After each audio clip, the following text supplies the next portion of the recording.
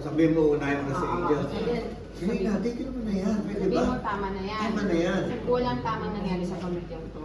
Tapos sasabihin, Walang tama sa pamilya mo, bakit kailangan kang bumalik sa buhay ko? Araw-araw mo pinagdasal, nakabalik ko sa buhay mo para may tuwid ko lang ang landas mo, anak. Tapos Serena, tama na, wala ka namang pupuntahan eh.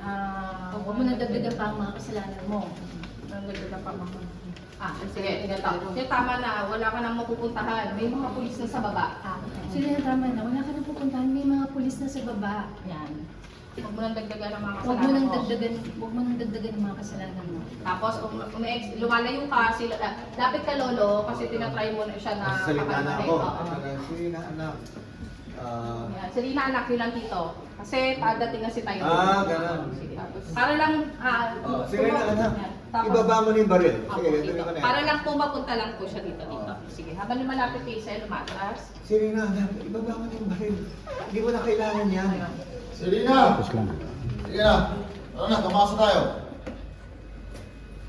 Siguro kahit hanggang dito lang. Serena, pag lumingon sa'yo, yan. Dito lang. Serena! Sige na. Kamasa tayo. Sige na. Pag sumama ka sa kanya, habang buhay ka magtatago. Alam mo ba yun? So ano gusto mo makulong ako? Hindi kita kukulong. Kung makukulong man, sasamahan kita. Anak kita, anak. Alam mo, anak kita. Hindi kita iiwanan. Okay? Iwanan.